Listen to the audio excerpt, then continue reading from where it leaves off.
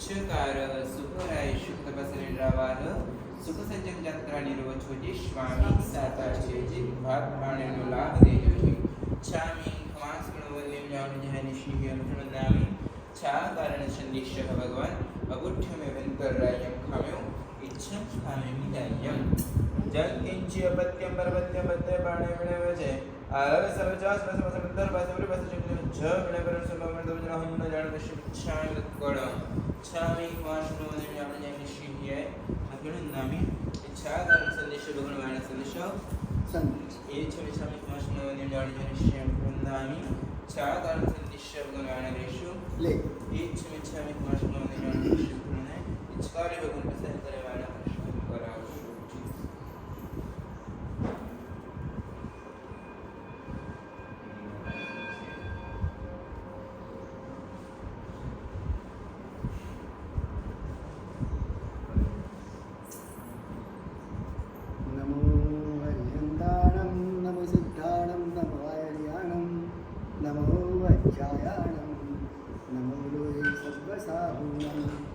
केशो कंचन मुक्कारो सर्वभावपणासनो मंगलानं च सर्वेसि परमं मंगलम् आदिवं पृथिवीनाथ महादिवं विश्वरिग्रहम् आदिवं तीर्थनाथं च ऋषभस्वामिनं स्तुमः सुधा सोदरवाग्योत्स्ना निर्मलीकृतबिम्ब मृगलक्ष्मातमशान्त्यै शान्तिनाथ हरिनस्तुवः नमो दुर्वार रागादि वैरिवार निवारिणे अर्हते योगिनाथाय महावीराय दायिने सुधा सोदरवाक्योत्स्ना निर्मलीकृतबिम्ब मृगलक्ष्मातम शान्त्यै शान्तिनाथ हरिनोस्तुवः यदुवंश समुद्रेन्दु कर्मकक्ष उदासनः अरिष्टने निर्भगवान् भूयात्मविष्टनाशनः कमणे धरणेन्द्रे च स्वोचितं कर्म कुर्वति प्रभुस्तुल्यमनोवृत्ति पार्श्वनाथ श्रियस्तवः अङ्गूठे अमृतकलशे लब्धिदानामणिना श्रीगुरु गौतम समर्ये मंगलम भगवान वीरो मंगलम गौतम प्रभु मंगलम स्थूलभद्राद्या जैन धर्मोस्तु मंगलम शिवमस्तु सर्वजगतः परहितनिरता भवन्तु भूतगणाः दोषाप्रयान्तु नाशं सर्वत्र सुखी भवतु लोकः सर्वत्र सुखी भवतु लोकः सर्वत्र सुखी भवतु लोकः अज्ञानातिमिरान्धानां ज्ञानाञ्जनशलाकया नेत्रमुन्मीलितं येन तस्मै श्रीगुरवे नमः तस्मै श्रीगुरवे नमः तस्मै श्रीगुरवे नमः।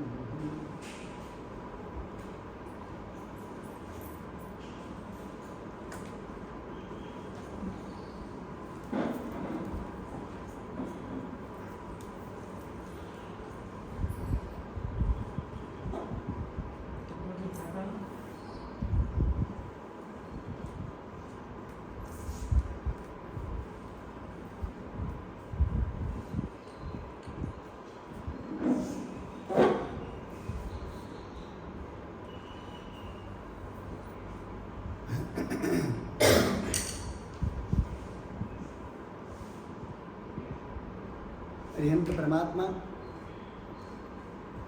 18 दोष से रहित 34 अतिशयों से युक्त और वाणी 35 गुणों से युक्त। एक एक चीज उनकी उत्कृष्ट कक्षा की। तो वाणी के 35 गुण हम देख रहे हैं कि वाणी में क्या क्या विशेषता थी। तो 26 गुण हमने देख लिए। 27वां गुण है चित्रकृत्व, यानी श्रोताओं के चित्त को अत्यंत आश्चर्य उत्पन्न करवाती है। ओह ऐसा, वाओ, हम बोलते हैं ना, वाओ ऐसा। हर वाक्य पे, हर शब्द पे श्रोता को लगता है कि क्या बात है। ऐसा एक भाव हर व्यक्ति के दिल में पैदा होता है। ये उनकी वाणी की विशेषता है। सबको अद्भुत लगे 28वां गुण है अद्भुत, यानी अभी कभी हमने ऐसी बात सुनी नहीं, एकदम नूतन वाणी लगती है, ऐसी वाणी निकलती है। अनति विलंबितता 29वां गुण है, यानी बोलते वक्त उतनी तेज गति से भी नहीं बोलते, अरे वो लोग ऐसा करके चले गए, ऐसा फाट फाट फाट फाट बोलता जाए तो लोगों के पल्ले पड़े, उसके पहले तो दूसरे 2-4 वाक्य पूरे हो गए तो लोगों में समझ में नहीं आए। तो ये अति तेज गति वाली भी वाणी नहीं होती, और न अति अनविलंबित, यानी विलंबित वाणी भी नहीं। फिर वो आए और गए, ऐसी वाणी, उसको क्या कहते हैं? विलंबित वाणी। तो भी लोगों को पल्ले नहीं पड़ेगा कि ये क्या बोलना चाहते हैं। हाँ, तो लोग आराम से लोरी गाते हो वैसे सो जाएंगे। तो परमात्मा की वाणी की ये विशेषता होती है, न तेज गति वाली होती है, न अति विलंबित वाणी भी होती है। अनेक जाति की विविधतापूर्ण बातें वो अपनी वाणी में बताते हैं, क्योंकि व्यक्ति को एक ही बात बताने में अनेक एंगल से बतानी पड़ती है, तब जाके वो चीज़ बराबर पल्ले पड़ती है, वो व्यवस्थित उसको समझ में आ जाती है। तो परमात्मा अनेक रूप से एक ही चीज़ को बराबर समझा देते थे। आरोपित विशेषता, यानी उनका हर वाक्य उसमें कोई ना कोई विशेषता लगती थी कि ऐसा वाक्य तो और कोई नहीं बोल सकता। ये इनकी वाणी में ये विशेषता है, एक एक वाक्य में कोई ना कोई विशेषता आदमी को लगे, ऐसी उनकी वाणी होती है, आरोपित विशेषता। फिर सत्व प्रधानता, उनकी वाणी में सात्विक वाणी होती है, राजसिक और तामसिक वाणी नहीं होती, सात्विक वाणी होती है, सत्व प्रधान और साहस वाली होती है। बोलने में जरा भी हिचकिचाहट नहीं होती, क्योंकि उनकी वाणी में सच्चाई है। हिचकिचाहट तो किसको होती है? जिनको अपनी वाणी में सच्चाई का पता नहीं, जिसको शंका है, वो बोलते हुए सोचेगा कि मैं बोल तो रहा हूँ मगर ऐसा होगा या नहीं, तो शंका बनी रहती है, उसके कारण उसकी वाणी में वो साहस नहीं आता। और जो सत्य बोलता है उसकी वाणी में सत्य होता है, इसलिए साहस भी होता है, वो डरता नहीं किसी से, क्योंकि हम जो बोल रहे हैं बिल्कुल सत्य बोल रहे हैं, इसलिए वाणी, भगवान की वाणी में साहस भी होता है। 33वां गुण है वर्ण पद वाक्य विविधता, यानी हर व्यंजन, हर शब्द, हर वाक्य कहाँ पूरा होता है, कहाँ पद पूरा होता है, ये सबको समझ में आ जाए, ऐसा होता है, जिसके कारण अर्थ के अनर्थ नहीं होते। कहाँ पूर्ण विराम है, कहाँ अल्प विराम है, वो सबको पता है, क्योंकि एक जगह लिखा था, यहाँ पेशाब करना मना है, नहीं करने वाले नहीं, यहाँ पेशाब करना नहीं, करने वाले को दंड किया जाएगा। तो नहीं के बाद पूरा होना चाहिए, उसके बदले भूल से उसने यहाँ पेशाब करना, वहाँ पूर्ण विराम लगा दिया, नहीं करने वाले को दंड किया जाएगा। खाली विराम चिन्ह बदल गया, तो कितना अनर्थ हो गया। तो कोई भी वाणी में वर्ण पद वाक्य पूर्ण विराम अल्प विराम सबका अपना महत्व है, वो अगर इधर उधर हो गया तो अर्थ का अनर्थ हो जाता है। तो उनकी वाणी में ये बिल्कुल वर्ण व्यंजन वाक्य रचना वगैरह बिल्कुल व्याकरण के अनुसार होती है, इसलिए कहीं भी अनर्थ होने की संभावना ही नहीं होती, कहीं शंका पैदा होने की संभावना नहीं होती। 34वां अतिशय है अविच्छित्ति, यानी जो विषय उनको कहना है वो विषय पूर्णतया प्रतिपादन करने वाली वाणी है, कुछ भी उसमें अधूरा नहीं छोड़ती। मैं बोलने जाऊँ और फिर दूसरे दिन याद आएगा ये 2 पॉइंट तो मैं बोलना ही भूल गया, ऐसा परमात्मा की वाणी में कभी नहीं होता। वो जब भी बोलते हैं पूर्णतया उस विषय को पूर्णतया प्रतिपादित कर देते हैं, कोई विषय कोई पॉइंट उसका रह नहीं जाता।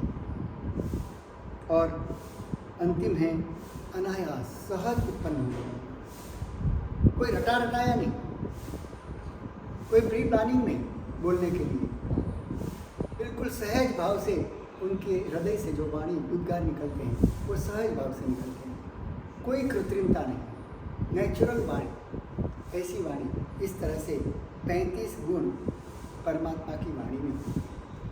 अब सोचो कि उनकी वाणी में इतने गुण, उनके जीवन में इतने अतिशय, और दोष तो कहीं ढूंढे तो भी मिले नहीं। ऐसा उत्तम पवित्र जीवन हो, उसका प्रभाव कैसा होगा, विश्व के ऊपर कैसे छा गए होंगे। 1-1 करोड़ देवता जिसकी सेवा में निरंतर रहते हो, यानी विहार दौरान भी और संवसन में 1 करोड़ देवता नित्य रहते हैं। तो सोचो उस समय और किसी का मत चल सकता है? इतना प्रभावशाली व्यक्तित्व कोई हो इस विश्व में, तो उसके सामने कोई अन्य धर्म टिक सकता है? कोई नहीं टिके। और फिर भी उस समय भी कितने मत चलते थे। आश्चर्य हमें ये लगता है कि इतना प्रभावशाली व्यक्तित्व कभी कोई दुनिया में हो और उस समय दूसरे मत भी चलते हो, ये बड़ा आश्चर्य है। क्योंकि परमात्मा के संवत्सर में भी 363 पाखंडी थे, यानी परमात्मा की वाणी के अंदर भी दोष निकालने वाले या उनके अंदर भी शंका करने वाले 363 पाखंडी, यानी अन्य मत वाले भी बैठते थे। वहाँ तो लगता था कि नहीं, परमात्मा ही सब कुछ सत्य है। बाहर निकालने के बाद उनको शंका पैदा हो गई कि भगवान ने ये कहा कहीं माया तो नहीं थी, कहीं कोई वो मायाजाल तो नहीं था, क्योंकि इतने देवता थे, हो सकता है वो देवताओं ने कोई माया रची हो। ऐसे करके अनेक शंकाएं पैदा करने वाले भी उस समय रहते थे। तो ऐसे परमात्मा, उनकी उपासना अगर हम करना चाहते हैं तो हमारे में कम से कम क्या होना चाहिए? अर्यंत पद का उपासक कैसा होना चाहिए? उसके पास मिनिमम राशि क्या होनी चाहिए?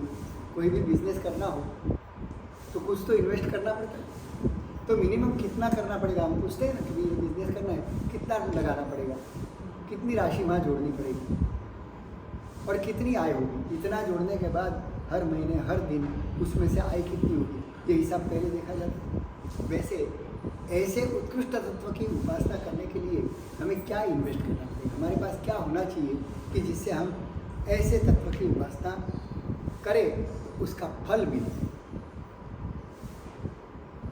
तो क्या होना चाहिए? हाँ, अनंत श्रद्धा, परमात्मा के मन वचनों पर इतनी श्रद्धा, क्योंकि उनके वचन में कोई भी आदमी असत्य कब बोलता है? हमारे यहाँ कहा गया है, कुहावा, लुहावा, भयावा, हास्य। असत्य बोलने के 4 कारण हैं। या तो गुस्सा, किसी के ऊपर हम गुस्सा करते हैं तब सब सत्य ही बोलते हैं। गुस्से में आदमी असत्य बोलता है,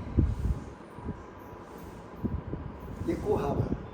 फिर लोहावा, यानी लोभवश आदमी झूठ बोलता है। लोभ है ना।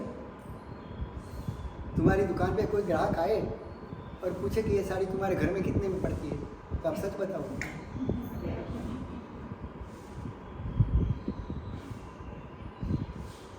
नहीं बताइए, क्यों? उनको बोलो अगर उसको लेनी होगी तो लेगी, बोल दो कि मेरे को तो इतने घर में पड़ी और इसके ऊपर 50 रुपया मुझे कमाना है।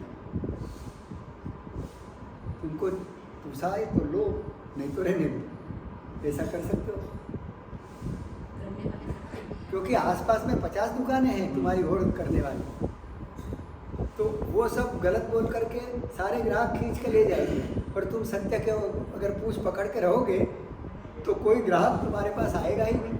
तुमको लगेगा कि ये तो असत्य बोलने से ही धंधा चलता है, सत्य बोलने वाले का धंधा नहीं चलता है। सच है।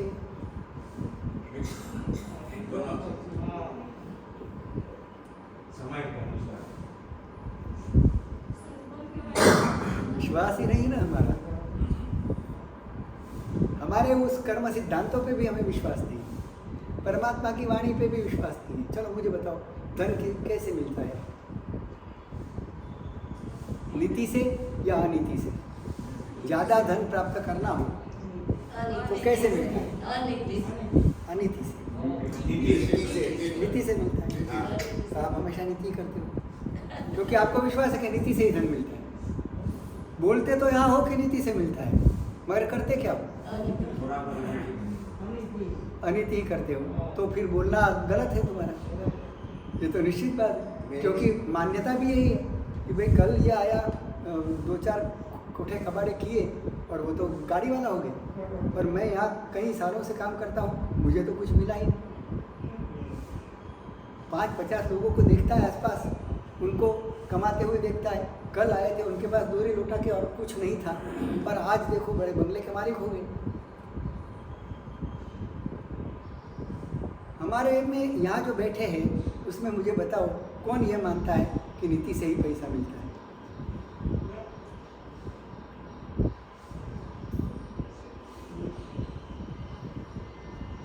बाकी जिसके हाथ नीचे है वो तो अनीति से मिलते हैं, यही मानते हैं। 100% शशिकांत भाई कहते हैं 100% अनीति से ही धन मिलता है। तो अब मुझे बताओ कि गलत काम करने वाले को अगर पैसा मिलता तो दुनिया में गलत करने वाले लोग कितने हैं? सब कमा रहे हैं। इसमें ऐसा है कि एक बार तुम गलत बोलोगे, बार बार तुम गलत बोलोगे, तुमको फिर वो थोड़ी आएगा। एक बार दुनिया को 1 बार 2 बार उल्लू बनाओगे, तीसरी बार कितनी बार उल्लू बनाओगे? दुनिया इतनी मूर्ख भी नहीं है, हाँ। तुम जितनी मानते हो उतनी मूर्ख नहीं है। ठीक है, तुम्हारे मुंह पे कोई बोलेगा नहीं, दूसरी बार आएगा। मगर दूसरी बार आना बंद कर देगा। समझ लेने का कि अपना उल्लूपना उसके समझ में आ गया। यानी एवरेज आदमी गलत काम ही करता है, फिर भी सब कमाते हैं क्या? अगर गलत काम करने से कमाते होते तो सब कमाते, मगर सब कमाते नहीं।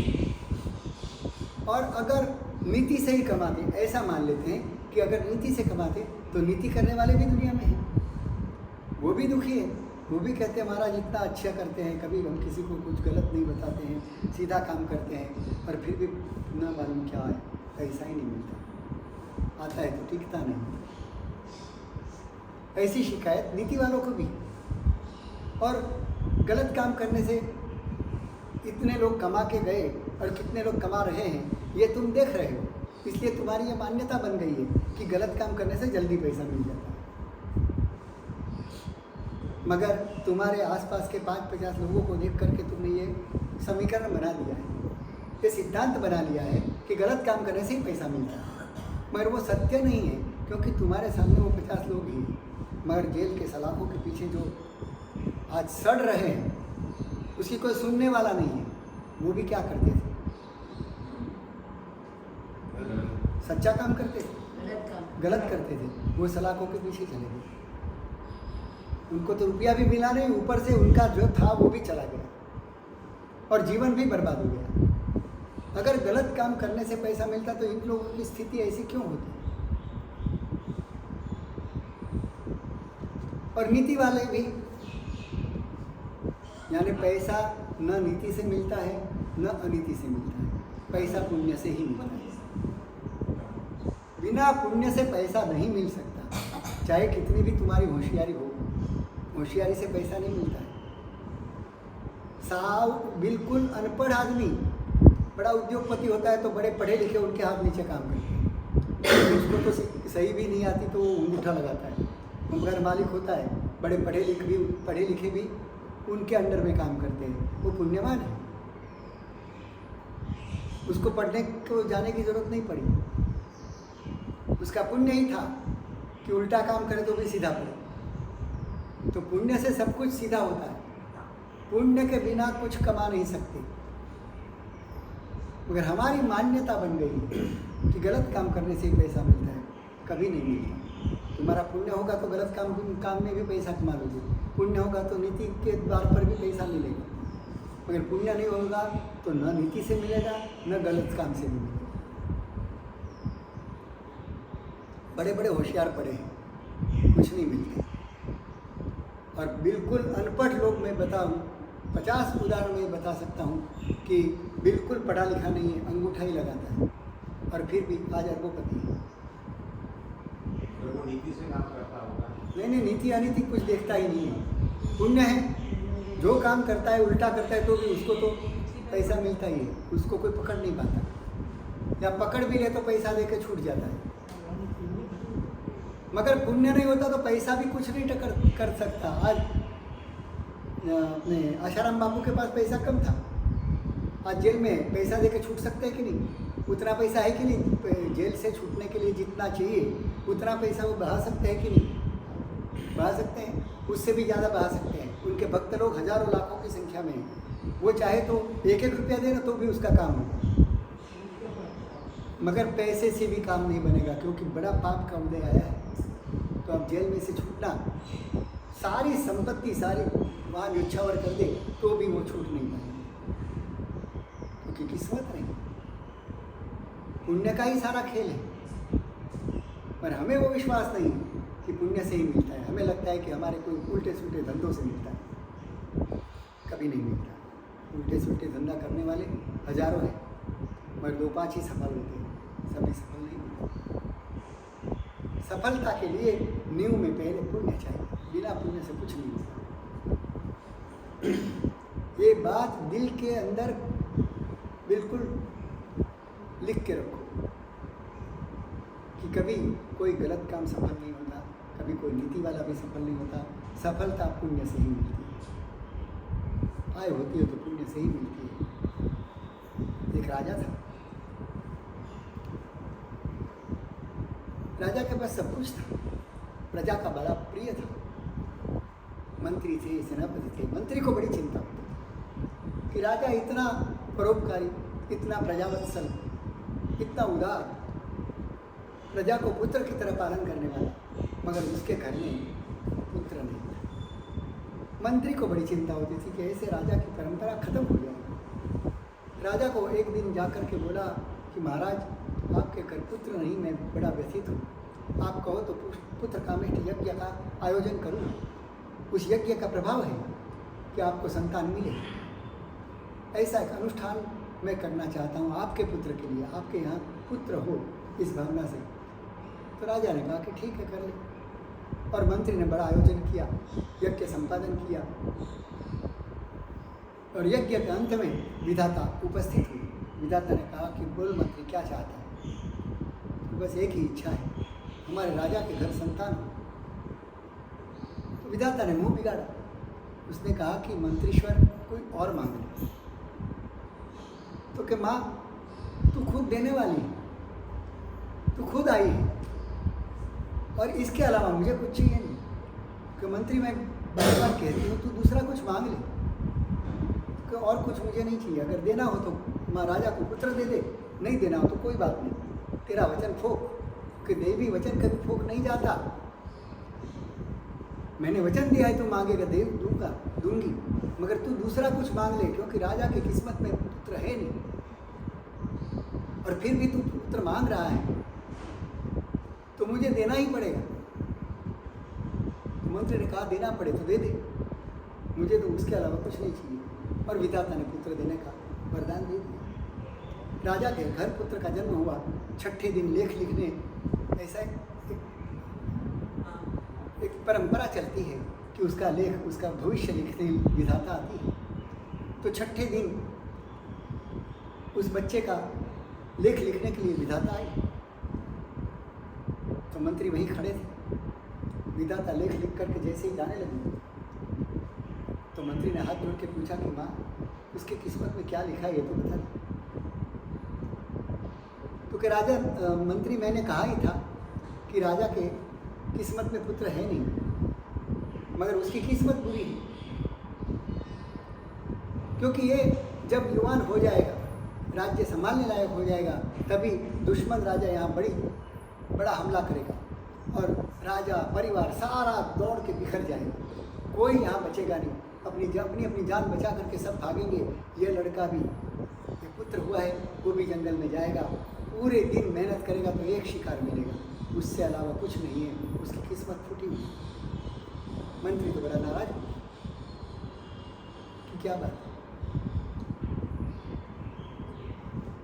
फिर से दूसरी बार यज्ञ किया कि चलो इस पुत्र में तो कोई किस्मत नहीं आई, तो दूसरी बार यज्ञ किया।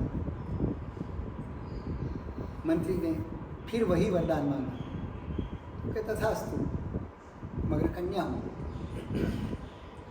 कन्या का भी लेख लिखने के लिए विधाता आई, तो विधाता को पूछा कि इसकी किस्मत में क्या लिखा है। तो मैंने विधाता ने कहा कि मंत्रीश्वर, आप बार बार यही चीज़ मांगते हो, मैं बार बार मना करती हूँ और फिर भी तुम यही मांगते हो। इसकी भी किस्मत फूटी हुई है। जब दुश्मन का हमला होगा तब ये दोनों भाई बहन अपनी जान बचाने के लिए भागेंगे। एक कहीं जंगल में जाएगा, एक जंगल में चली जाएगी, वहाँ उसको कोई उठा के ले जाएगा, किसी वेश्या के कोठे में बेच देगी। वो ये राजकुमारी किसी वेश्या के वहाँ रहेगी, वहाँ भी किस्मत फूटी हुई है। वो है राजकुमारी, मगर पूरे दिन में एक ही ग्राहक आएगा, उसके अलावा कुछ नहीं होगा। मंत्री बड़ा नाराज हो गया कि इतनी मेहनत के बाद भी जो मिला वो ऐसा मिला। फिर मंत्री तो राजा से अनुज्ञा लेकर के चला गया जंगल में कि मैं अभी अपनी साधन करूँ, वैसे भी राजा का राज्य टिकने वाला नहीं है, तो वो बिखर जाए उसके पहले मैं ही निकल जाता हूँ। वैसा करके दोनों बच्चे बड़े हो रहे हैं।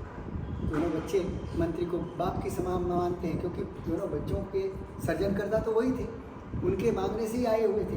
तो राज्य में भी उनका बड़ा सम्मान था, दोनों बच्चे भी उनको बड़ा सम्मान देते थे।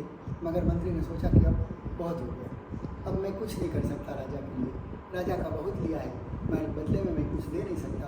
तो मंत्री चला गया जंगल, किसी झोपड़ा छोटा सा बना के उसमें रह करके अपने भगवान का भजन करता है, समय बिताता है।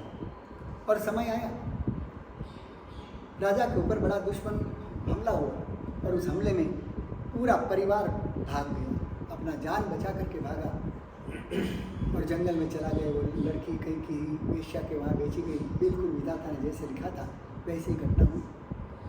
और कोई वटे मार्गू उस झोपड़े के पास से निकले, अंदर अंदर बातें करते चलते थे। मंत्री के कान पर बात पड़ी कि राजा का राज बिखर गया है, दोनों बेटा बेटी दोनों गुम हैं। पूछा उस वटे मार्गू को कि भाई वो जंगल कहाँ पर है, राजा का राजपुत्र है कहाँ। वहाँ चले गए। मंत्रीश्वर खुद उस जंगल में गए।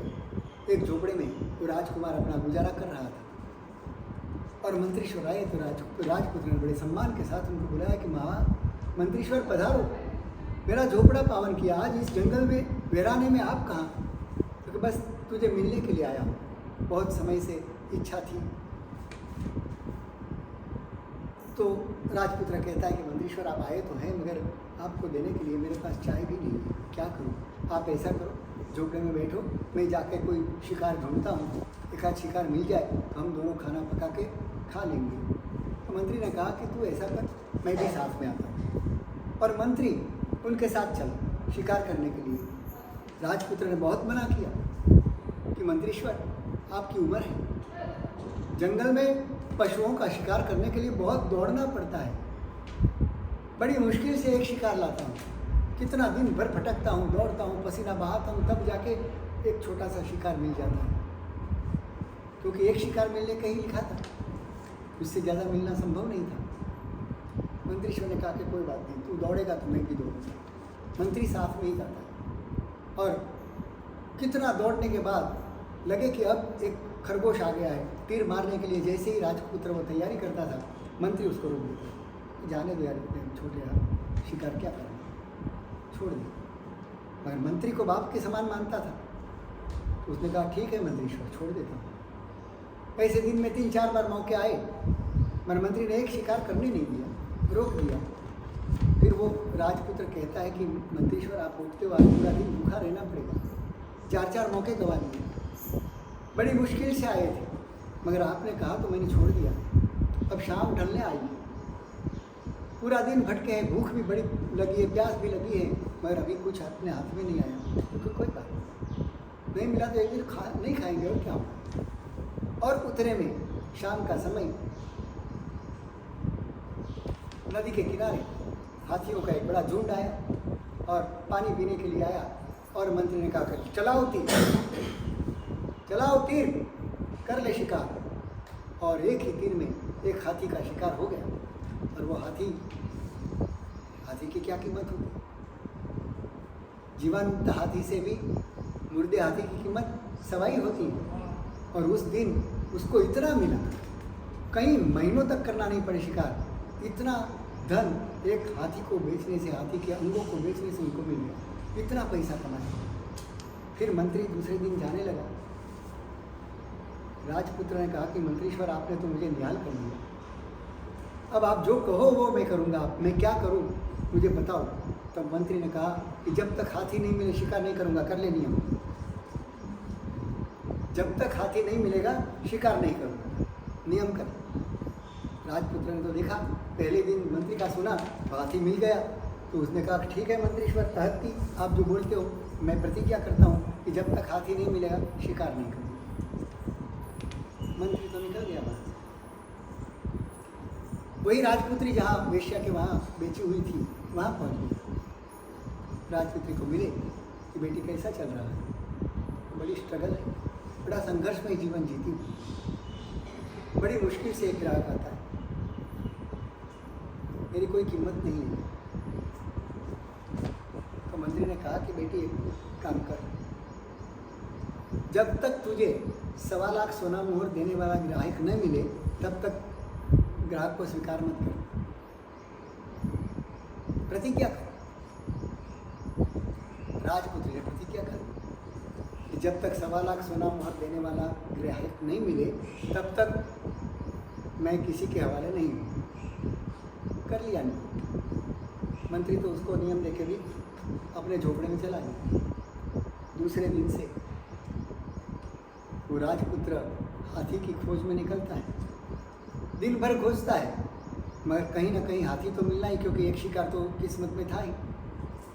तो वो शिकार हाथी नहीं मिले तब तक करना नहीं था, ये भी निश्चित था। अब शाम तक एक हाथी तो मिलना ही था और मिल जाता था। रोज एक एक हाथी मिलने का लगा। अब वो कहाँ रुकेगा, कितनी संपत्ति पाया, रोज का धन का राशि बढ़ने लगा, निहाल हो गया, पैसे ही पैसे हो गए। अब वो चाहे तो राज्य वापस ले सके, इतनी संपत्ति का मालिक हो गया। और उधर वेश्या के कोठे में उस राजपुत्री को भी जब तक 1.25 लाख सोना मोहर देने वाला नहीं मिले, अब उसकी कीमत बढ़ गई, क्योंकि अब तो कहा कि मैं नहीं, इतने कम दाम में मैं नहीं आती। तो जब कम दाम में मिलेगा ही नहीं तो कोई ना कोई तो मिलेगा कि हाँ चलो भाई मैं देता हूँ, तेरी उतनी क्या विशेषता है कि 1.25 लाख लेती है। तो ऐसा एक ग्राहक तो आना ही था, क्योंकि किस्मत में लिखा था एक ग्राहक तो मिलेगा। तो एक ग्राहक आया और आता ही रहा, रोज 1.25 लाख मोहरों कमाने लगा। तो अब राजपुत्री भी कहा, कितना मान सम्मान सब कुछ बढ़ गया। वो विधाता मंत्रीश्वर के चरणों में आकर के नमी कि मंत्रीश्वर कुछ कृपा करो, रोज उसको हाथी में कहाँ से लगा दूँ, और उसको रोज 1.25 लाख का ग्राहक कैसे लाके दूँ, मुझे बचाओ। अब मैं थक गई हूँ अब, तो उनका राज वापस दे दे। बात इसमें ये है कि अपनी किस्मत में जिसको भरोसा है कि मुझे मिलना ही है, मैं इतना गया गुजरा तो नहीं हूँ, क्योंकि जैन परिवार में जन्मा हूँ, कितने ऊंचे कुल में जन्मा हूँ, बहुत पुण्य लेकर के आया हूँ, और इतना पुण्य होने के बावजूद हमें हमारे पुण्य पर विश्वास नहीं है, हमारी किस्मत पर विश्वास नहीं है, कि हम गलत काम करने के लिए तुरंत ही लालायित हो जाते हैं, तैयार हो जाते हैं। हमें विश्वास होना चाहिए कि मैं नीति से ही कमाऊँगा, मिलेगा तो भी ठीक, नहीं मिलेगा तो कोई बात नहीं, मैं कमाऊँगा नीति से, कोई काम गलत नहीं करूँगा। ये अगर संकल्प होगा तो तुम्हारी किस्मत का है, वो तो मिलना ही है, कहीं जाना नहीं है, वो तो मिलेगा ही, मिलकर ही रहेगा। कसौटी भी होगी, मगर कसौटी में भी वो तो अणनम रहेगा, अड़िग रहेगा कि नहीं मेरी किस्मत में इतना है तो इतना ही मिलेगा, कोई बात नहीं, इतने से ही मैं संतुष्ट हूँ। और किस्मत ज़्यादा होगी तो कहीं ना कहीं से भी मौका आएगा, और नीति से भी कमाने वाले के पास ज़्यादा लोग आने लगेंगे। कुछ समय के बाद तुम्हारी एक इमेज बन जाएगी कि भाई यहाँ कुछ गलत काम नहीं होता, यहाँ जो भी होता है मुँह पे होता है और बिल्कुल सही होता है, वहाँ फंसने की कोई गुंजाइश नहीं है। ये एक अगर इमेज समाज में गई तो तुम्हारा धंधा कैसा चलेगा? तुम कोने में बैठे होगे ना तो भी ग्राहक तुमको ढूंढते हुए आएंगे। सोने का धंधा करते हो तुम, बिल्कुल मिलावट नहीं करते हो, और बिल्कुल जो है वही बोलेंगे, भले भाई कम मिलेगा तो कम, मगर जो इतना सोना है आएगा तो उतना आएगा ही, इतनी चांदी आएगी तो आएगी। ये हीरा इस मोल का है तो है, कहीं भी दुनिया भर में जाए इसका इतना मोल तो मिलेगा ही। जब तुम्हारे वचन पे लोगों को विश्वास हो जाएगा ना, लोग कुछ देखेंगे नहीं, बिना पूछे ले जाएंगे तुम्हारे पास से, तुम्हारी एक इमेज बन जाएगी, और इमेज बनने के बाद धंधा करना बिल्कुल आसान हो जाता है। लोगों के दिल में हो जाता है कि यहाँ कुछ फंसने की गुंजाइश नहीं। भुवनेश्वर मुंबई में भी एक दुकान है, मनसुख लाल नाम मुझे याद नहीं रहा अभी, पर मगर मनसुख लाल साड़ी वाला ऐसा कुछ नाम है उनका, घोघा वाला। उनके वहाँ नियम है, एक ही दाम की दुकान, साड़ी की दुकान है। भुवनेश्वर में साड़ी में कितनी दुकानें हैं, आसपास में 100 दुकानें हैं, फिर भी उसकी दुकान पे बोर्ड लगा है एक ही दाम की दुकान। यहाँ कोई और दाम होता ही नहीं, कोई बार्गेनिंग वहाँ करता नहीं, जिसको दाम लिखा है वही देना है, वही वहाँ आता है। और वहाँ साड़ी बदलने के लिए भी एक समय दिया है, क्योंकि लेडीज़ का काम है, वो ले जाएगी, फिर दो पड़ोसी बोलेगी अरे ये क्या घटिया लेके आ गई, तो उसका मन उतर जाएगा, वो दूसरे दिन जाएगी कि ये साड़ी नहीं चाहिए, दूसरी चाहिए। तो उसने वो टाइम भी रखा है कि सुबह 2 घंटे साड़ी बदलने के लिए, किसी को लेके गए और दूसरे दिन समझो कि उसको बदलनी है तो वापस आके दे दे और दूसरी ले जाए उसके लिए। इतना धंधा चलता है उसका, कभी कोई बार्गेनिंग, 1 रुपया भी नहीं, 1 रुपया 25 पैसा बोला तो 25 पैसा पहले रखना, 1.25 रुपये का 1 रुपया भी नहीं करना, और एक ही दाम से बिकता है। आज भी उनकी दुकान पे छोटा बच्चा भी आए तो वही दाम, और अरबपति आए तो भी दाम वही, फिक्स लिखा हुआ ये, वही दाम से बिकती है। तो आज उसकी ऐसी इमेज है कि वहाँ आसपास के दुकान वाले हवा खाते हैं और उसकी दुकान में लाइन लगती है, कतारें लगती हैं। तो ईमानदारी की भी एक लोगों के मन में एक इमेज होती है, एक स्टेटस होता है, मगर तुम्हें विश्वास होना चाहिए कि मेरे किस्मत से है, कहीं नहीं जाए, मिलना ही। परमात्मा ने बताया हुआ ये सिद्धांत है, कर्म सत्ता का सिद्धांत है, कर्म विज्ञान है, और सारी दुनिया ऐसे ही चलती है। लोग मेहनत तो तड़पते तो बहुत हैं पैसे के लिए, मगर मिलता कितने को? सब तड़पते हैं, कोई आदमी ऐसा नहीं है कि जो पैसे के लिए तड़पता ना हो, पैसे के लिए मेहनत ना करता हो, फिर भी मिलता कितने लोगों को? उतने लोगों को जिनकी किस्मत में है, बाकी सब तड़पते रहते हैं, मिलता नहीं। और इतना देखने के बावजूद भी हमारा विश्वास पक्का नहीं होता है, हमें लगता है कि नहीं इसने गलत किया तो कमा लिया, तो गलत करना ही बराबर है, पैसा लग जाता है, हकीकत में ये नहीं है। तो ये श्रद्धा, ये अनंत श्रद्धा जब तक हमारे में पैदा नहीं होती, हम उपासना परमात्मा की, अनंत परमात्मा की नहीं कर सकते। ऐसा विश्वास हमारे में पैदा हो जाना चाहिए कि जो परमात्मा को मुझे प्राप्त करना है, परमात्मा के द्वारा इस दुनिया में जो होगा, अगर उनसे नहीं हुआ तो दुनिया में किसी से नहीं होगा, ये विश्वास होना चाहिए। इसलिए उनका श्लोक आता है ना, जे नाथ क्षेत्रण भुवन ना करुणा जगे जे वहे, जेना प्रभावती विश्वमा सद्भावनी शरणनी, आपे वचन श्री चंद्र जगने, एज निश्चय तारशे, एवा प्रभु हरिहंतने पंचांग भावे। इस विश्व में जो भी अच्छा कुछ दिखता है वो परमात्मा का ही है, और परमात्मा से अगर नहीं हुआ तो दुनिया में किसी की ताकत नहीं है कि उससे वो हो सके। ये विश्वास, ये अनंत श्रद्धा है। रामकृष्ण परमहंस के पास एक नास्तिक आदमी है। रामकृष्ण परमहंस बड़े ईश्वरवादी, कि जो होता है ईश्वर की इच्छा से ही होता है, ये मान्यता वाली। और एक नास्तिक आया कि ईश्वर दुनिया में है ही नहीं, आप कहो तो मैं प्रूफ करके बताता हूँ। तो रामकृष्ण ने कहा कि ठीक है, आ जाओ। और वो नास्तिक बड़ा बुद्धिमान था, बड़ा वादी था, अनेक वाद जीत करके आया था, और रामकृष्ण के सामने भी ईश्वर के विरुद्ध में ऐसे ऐसे तर्क देने लगा, ऐसे लॉजिक देने लगा, और रामकृष्ण तो तालियां पीटने लगे, वाह क्या लॉजिक है, क्या अद्भुत, कोई तुम्हारे लॉजिक को काट नहीं सकता। सब भगत लोग थे, वो बड़े हैरान हो गए कि ये रामकृष्ण किसमें ताली बजा रहे हैं, उनके विरुद्ध का मत चला रहा है। वो बोलता है कि ईश्वर नहीं है, और रामकृष्ण तालियां पीटते, हाँ नहीं है, क्या तर्क है तेरा, गजब यार लॉजिक, तेरे सामने कोई जीत नहीं पाए। और इतना होने के बाद जब रामकृष्ण को कहा कि भाई तुम क्या कर रहे हो, तो कि मैं तो यही तो साबित कर रहा हूँ कि ईश्वर है ही, बिना ईश्वर से ऐसे लॉजिक भी नहीं कर सकता, वो ऐसा लॉजिक देता है उसका मतलब लॉजिक ईश्वर है, ईश्वर के अलावा किसी की ताकत नहीं कि ऐसे लॉजिक पैदा कर सके। अब उसको कौन समझाए ईश्वर नहीं है, वो लॉजिक भी देता है तो कहता है कि ईश्वर की कृपा से आ रहा है, नहीं तो ऐसा लॉजिक आ ही नहीं सकता। ये श्रद्धा है उनकी। ऐसी श्रद्धा हमारी जब तक ईश्वर में परमात्मा में नहीं हो तब तक हम इस परमात्मा की उपासना नहीं कर सकते। दूसरा क्या होना चाहिए, अनंत व्यथा होनी चाहिए।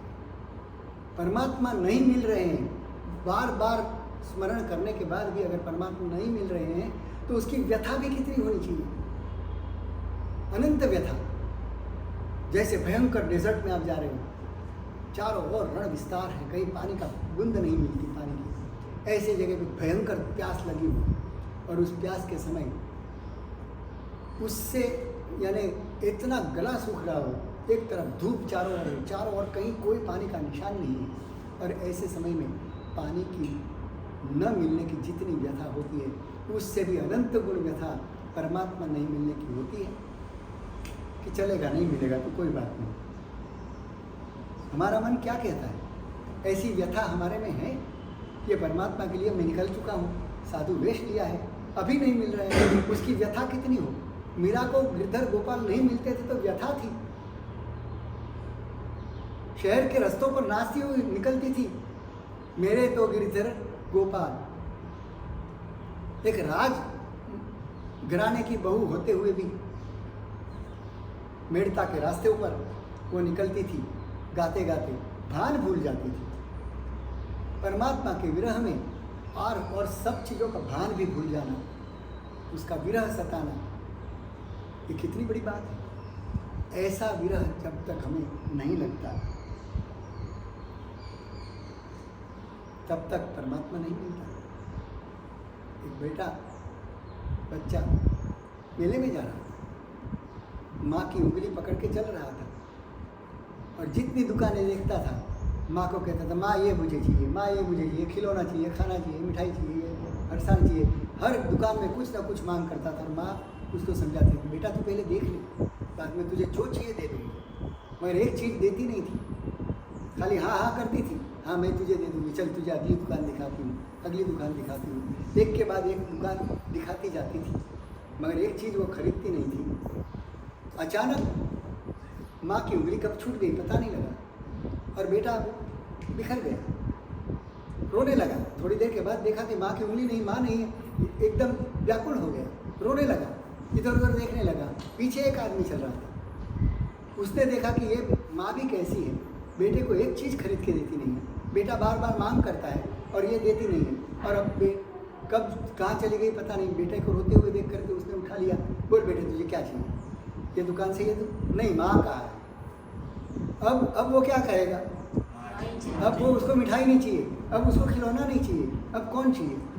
वो बोलता है तू जो चाहे मैं दे दूँ, माँ के अलावा कुछ भी मांग लो, क्योंकि माँ दिखती नहीं है, कहाँ से लाऊं, तू मांग ले बेटे, क्या क्या चाहिए तुझे, तू खुश हो जाए। तो अब वो क्या मांगेगा, नहीं माँ ही बस, और उसके अलावा कुछ नहीं। ये विरह की वेदना बच्चे के दिल में होती है तो माँ मिल जाती है।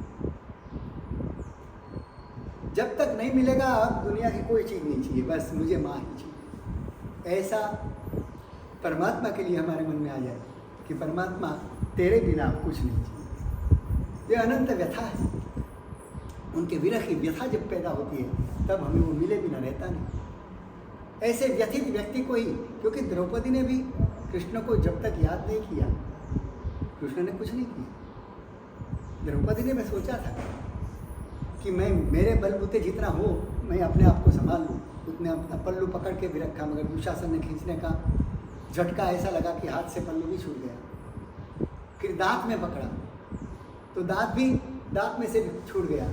अब लगा कि मेरे हाथ बस की बात नहीं, चारों ओर उसने दृष्टि फैलाई, भीष्म पितामह बचा लेंगे, अरे मेरा पति अर्जुन ही बचा लेगा, इतना पराक्रमी है, पांचों भाई मेरे पांचों पति मेरे पराक्रमी हैं, पांचों भाई अब हार चुके हैं द्रौपदी को, उनका कोई अधिकार नहीं बचा उसके ऊपर। तो वो भी नीची मुंडी डाल करके बैठे हैं, उनके सामने दृष्टि डालती है कि तुम लोग क्या कायर हो गए हो।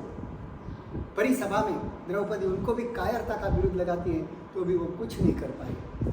तब द्रौपदी को लगा कि अब मेरा कोई सहारा नहीं है, हे कृष्ण तू बचा। और कृष्ण को याद किया, और याद करते ही कृष्ण आ गए। अब तक कृष्ण कहाँ गए थे? क्या कृष्ण को पता नहीं लगा? नहीं, उस शक्ति को पुकारा नहीं, ललकारा नहीं। जब तक तुम उसको बुलाते नहीं, तुमको उनकी कमी महसूस नहीं होती, तब तक ईश्वर नहीं होता। उसको लाने के लिए भी तुम्हें उसकी कमी तो महसूस होनी चाहिए, मगर वो नहीं होती। तो ये व्यथा, ये दूसरा गुण है। हमारे पास अगर ये राशि हो कि हमारे पास परमात्मा नहीं मिल रहे हैं, उसकी व्यथा हो, अनंत व्यथा, तो हमें मिल सकता है। और तीसरा अनंत सबूरी। सबूरी यानी प्रतीक्षा करने की तैयारी। जब तक नहीं मिले, मिलेगा ही ये विश्वास। शबरी को बचपन में किसी ने कहा था, वैसे तो बचपन में उसकी शादी जिसके साथ होने वाली थी, उस शादी में पशुओं का वध होने वाला था। तो पशुओं का वध देख करके, वध होगा ये देख करके शबरी को बड़ी पीड़ा हुई कि मेरी शादी और इनकी होली, तो मेरी दिवाली और इनकी होली, ये नहीं हो सकता, मैं शादी नहीं करूँगी। मगर माँ बाप को बोलने की उस समय उतनी मर्यादा थी कि माँ बाप को मना भी नहीं कर सकते। तो रात को 12-1 बजे जब भी घर के सब सो गए, तो जवान लड़की शबरी 10 या 11 साल की उम्र में अपना घर छोड़ करके निकल गई। अभी निकल तो गई जंगल में, मगर वहाँ तो बड़े हिंसक पशु, उनसे अपनी रक्षा कैसे करूँ? अकेली लड़की, कभी ऐसे जंगल में गई नहीं, तो कैसा करें? तो उतने में एक ऋषि का आश्रम देखा। तो उसने सोचा कि यहाँ अपनी सुरक्षा हो सकती है, ऋषि मुनि हैं, बड़े पवित्र लोग हैं। तो वहाँ एक पेड़ के ऊपर चढ़ गई रात को, और सुबह होते ही नीचे उतरी, पूरा आंगन साफ किया, और आंगन साफ करके फिर वापस चुपचाप ऊपर चढ़ गई, ऊपर रहने लगी। ऋषि रोज सुबह देखते थे यज्ञ कुंड के आसपास का माहौल सब साफ सफाई, थोड़े पुष्प वगैरह ला करके रख देती थी सुबह सुबह उठ करके, तो बड़ी सेवा करती थी। मगर ऋषि ने कभी देखी नहीं कि ये करके कौन जाता है, पता नहीं। एक दिन ऋषि को पता लग गया कि ये वो लड़की है जो पेड़ के ऊपर रहती है और नीचे आकर के ये सब कर जाती है। तब शबरी को कहा कि तू यहाँ क्या करती है बेटी? क्योंकि मैं घर से भाग गई हूँ और अकेली हो गई हूँ, और दुनिया से बचने के लिए दिन भर पेड़ पे, रात भर पेड़ पे रहती हूँ। तो क्या ऐसा मत कर, तू उस आश्रम में रह। तो कि तू किसके इंतजार में क्यों निकली है? तो कि मैं राम का इंतजार करती हूँ। तो ऋषि ने कहा कि राम तुझे जरूर मिलेंगे, तू सब्र करना, प्रतीक्षा करना। तो गुरु ने कहा, उसको तो बड़ा विश्वास था, गुरु ने वचन दिया है तो मेरा वचन पूर्ण होगा ही। और वो उस दिन से राम का इंतजार करने लगा।